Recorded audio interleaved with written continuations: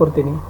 10ನೇ ತರಗತಿಯ ಮಕ್ಕಳಿಗಾಗಿ ನಾವು ಅವರ ಸರಣಿ ಪೂರ್ವಸಿದ್ಧತೆ ಮತ್ತು ವಾರ್ಷಿಕ ಪರೀಕ್ಷೆಗೆ ಪಾಸಿಂಗ್ ಪ್ಯಾಕೇಜ್ ಮತ್ತು ಸ್ಕೋರಿಂಗ್ ಪ್ಯಾಕೇಜ್ ಅಂತ ಹಾಕ್ತಾ ಇದ್ದೀವಿ.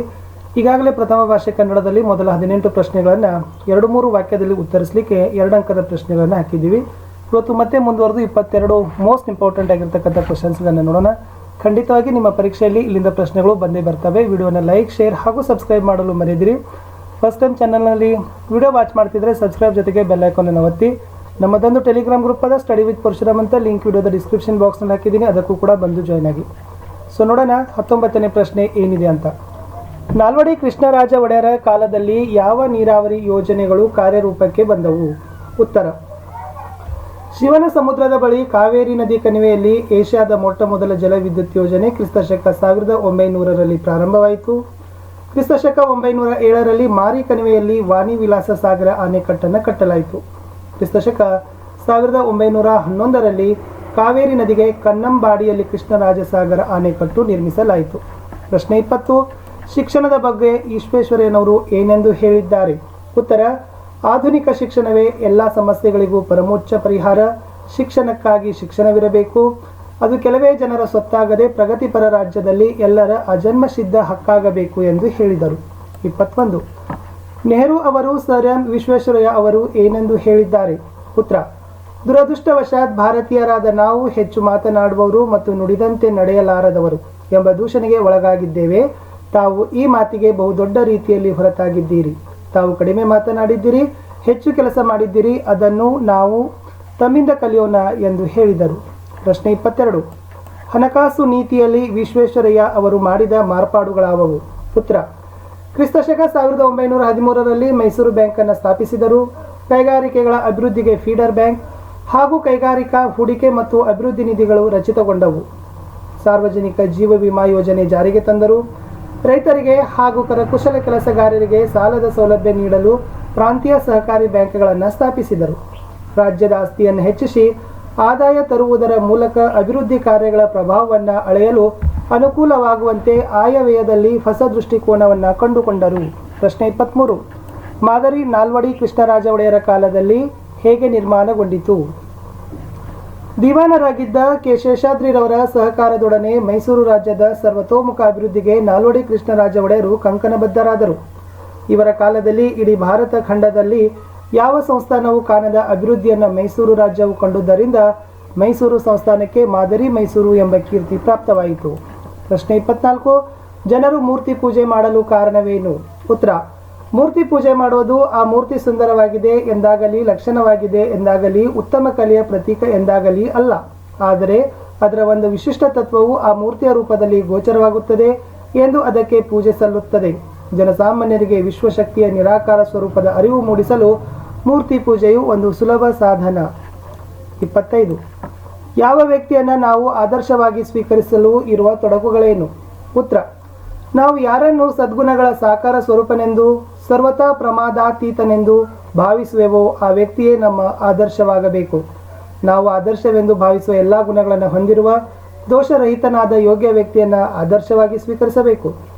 ಯಾರ ಜೀವನ ಕುಸುಮವು ಪ್ರಸನ್ನವಾಗಿ ಪೂರ್ಣವಾಗಿ ಅರಳಿದೆಯೋ, ಅಲಂಕಾರವಾಗಿದೆಯೋ, ನಿರ್ಭೀಡೆಯಿಂದ ಸೂರ್ಯಪ್ರಕಾಶಕ್ಕೆ ಮುಖ ಮಾಡಿ ನಿಂತಿದೆಯೋ, ಯಾರ ದೇಹವು ಶಾಶ್ವತ ಸತ್ಯವಾಗಿದೆಯೇ ಅಂಥ ವ್ಯಕ್ತಿಯನ್ನೇ ನಾವು ಆದರ್ಶವಾಗಿ ಸ್ವೀಕರಿಸಬೇಕು. 26. ಮೊಗ್ಗನ್ನು ಆದರ್ಶವಾಗಿ ಸ್ವೀಕರಿಸಲು ಇರವು ತೊಡಕುಗಳೇನು? ಉತ್ತರ: ಇನ್ನೂ ಪೂರ್ತಿಯಾಗಿ ಅರಳದ ಮೊಗ್ಗುಗಳ ಬದಲು ಪೂರ್ಣ ಅರಳಿದ ಪುಷ್ಪಗಳು ನಮ್ಮ ಆದರ್ಶವಾಗಬೇಕು. ಏಕೆಂದರೆ ಅರೆಬಿರಿದ ಮೊಗ್ಗುಗಳಲ್ಲಿ ಅಕಸ್ಮಾತ್ ಕ್ರಿಮಿಕೀಟಗಳು ಸೇರಿದರೆ ಮುಂದೆ ಅವು ಪೂರ್ಣ ವಿಕಸಿತವಾಗಲಾರದು. ಯಾವ ಪುಷ್ಪವು ಪೂರ್ಣ ಅರಳಿದೆಯೋ, ನಿಸ್ಸಂದೇಹವಾಗಿಯೂ ಶುದ್ಧವಾಗಿಯೂ ಕ್ರಿಮಿರಹಿತವಾಗಿಯೂ ಮತ್ತು ಯಾವುದರ ಒಳ ಹೊರಗನ್ನ ಚೆನ್ನಾಗಿ ಕಾಣಬಹುದೋ ಅಂತಹ ಪುಷ್ಪವನ್ನೇ ಆದರ್ಶವಾಗಿ ಸ್ವೀಕರಿಸೋದ್ರಿಂದ ನಮ್ಮ ಜೀವನ ಕುಸುಮದಲ್ಲಿಯೂ ನವ ಚೈತನ್ಯದ ಸೊಬಗು ತುಂಬಿ ಬರುತ್ತದೆ. ಪ್ರಶ್ನೆ 27. ಧ್ವಜವನ್ನೇ ನಮ್ಮ ಗುರುವೆಂದು ಸ್ವೀಕರಿಸಿದ್ದೇವೆ ಎಂದು ಲೇಖಕರು ಹೇಳಿದ್ದೇಕೆ? ಉತ್ತರ: ಗುರುಪೂರ್ಣಿಮಾ ದಿನದಂದು ಧ್ವಜವನ್ನೇ ಗುರು ಎಂದು ಭಾವಿಸಿ ಪೂಜಿಸ್ತಾರೆ. ಅಂದು ಯಾವ ವ್ಯಕ್ತಿಯನ್ನು ಪೂಜಿಸೋದಿಲ್ಲ. ಏಕೆಂದರೆ ಯಾವ ವ್ಯಕ್ತಿಯಾಗಲಿ ಅವರು ತಮ್ಮ ಮಾರ್ಗದಲ್ಲಿ ಅಚಲರಾಗಿ ಇದ್ದಾರೆ ಎನ್ನುವ ಭರವಸೆ ಇರೋದಿಲ್ಲ. ಯಾವ ಧ್ವಜವನ್ನು ನೋಡಿದೊಡನೆ ನಮ್ಮ ರಾಷ್ಟ್ರದ ಸಮಸ್ತ ಇತಿಹಾಸ, ಸಂಸ್ಕೃತಿ ಹಾಗೂ ಪರಂಪರೆಗಳು ನಮ್ಮ ಕಣ್ಣಿಗೆ ಕಟ್ಟುತ್ತದೆಯೋ, ಯಾವುದು ಕಂಡ ಕೂಡಲೇ ಹೃದಯದ ಭಾವನೆಗಳು ಉಕ್ಕಿ ಬರುತ್ತವೆಯೋ, ಯಾವುದನ್ನು ಕಂಡ ಕೂಡಲೇ ಹೃದಯದ ಭಾವನೆಗಳು ಉಕ್ಕಿ ಬರುತ್ತವೆಯೋ, ಹೃದಯದಲ್ಲಿ ಅಪೂರ್ವ ಸ್ಫೂರ್ತಿಯು ಸಂಚಾರವಾಗುತ್ತದೆಯೋ ಅಂತಹ ಧ್ವಜವನ್ನೇ ಗುರುವೆಂದು ಭಾವಿಸಿ ಸ್ವೀಕರಿಸುತ್ತಾರೆ. ಪ್ರಶ್ನೆ 28. ವ್ಯಕ್ತಿಗಳನ್ನು ಆದರ್ಶವಾಗಿ ಸ್ವೀಕರಿಸಲು ಇರುವ ತೊಡಕುಗಳೇನು? ಉತ್ತರ: ನಾವು ಯಾವ ವ್ಯಕ್ತಿಯನ್ನು ಸದ್ಗುಣಗಳ ಸಾಕಾರ ಸ್ವರೂಪನೆಂದೋ ಸರ್ವತಾ ಪ್ರಮಾದಾತೀತನೆಂದು ನಂಬಲು ಸಾಧ್ಯವಿಲ್ಲ. ಆದರ್ಶವೆಂದು ಭಾವಿಸಲ್ಪಟ್ಟ ವ್ಯಕ್ತಿಯಿಂದ ಏನಾದರೂ ತಪ್ಪುಗಳಾಗುವ ಸಾಧ್ಯತೆ ಇರ್ತದೆ. ಆಗ ನಾವು ಬೇರೊಬ್ಬರನ್ನು ಹುಡುಕಬೇಕಾಗ್ತದೆ. ಆ ಎರಡನೇವನಲ್ಲಿ ದೋಷ ಕಂಡು ಬಂದರೆ ಆಗ ನಾವು ಮೂರನೇವರನ್ನ ಹುಡುಕುತ್ತಾ ಹೊರಡಬೇಕಾಗ್ತದೆ. ಸಮಾಜದಲ್ಲಿ ಅನುಸರಿಸಲು ಯೋಗ್ಯವಾದ ನಿರ್ದೋಷ ವ್ಯಕ್ತಿಗಳು ದೊರೆಯುವುದು ದುರ್ಲಭ. ಇವೆಲ್ಲವೂ ವ್ಯಕ್ತಿಗಳನ್ನು ಆದರ್ಶವಾಗಿ ಸ್ವೀಕರಿಸಲು ಇರುವ ತೊಡಕುಗಳೇ ಆಗಿದ್ದಾವೆ. ಪ್ರಶ್ನೆ 23 ನೋಡ್ಕೊಳ್ರಿ. ವಚನ ಧರ್ಮದ ಬಗೆಗೆ ದೇವನೂರು ಅಭಿಪ್ರಾಯವೇನು? ಪ್ರಶ್ನೆ 30. ಅಶೋಕ್ ಪೈ ಅವರು ಹೇಳಿದ ಸಂಶೋಧನಾ ಸತ್ಯವೇನು? ಪ್ರಶ್ನೆ 31. ವಚನಕಾರರ ದೃಷ್ಟಿಯಲ್ಲಿ ಅರಿವು ಎಂದರೇನು? ಪ್ರಶ್ನೆ 32. ಋತ ಎಂದರೇನು? ಪ್ರಶ್ನೆ 33. ಋಣಕ್ಕೂ ಧರ್ಮಕ್ಕೂ ಇರುವ ಸಂಬಂಧವೇನು? 34. ಯಜ್ಞಕ್ಕಿವೆರಡರ ಮುಖಗಳು ಯಾವುವು ಅಂತ ಕೇಳಿದ್ದಾರೆ. 35. ಮನುಷ್ಯರು ತನ್ನ ಒಳಿತನ್ನು ಹೇಗೆ ಸಾಧಿಸಬಹುದು? ಉತ್ತರ ನೋಡೋಣ.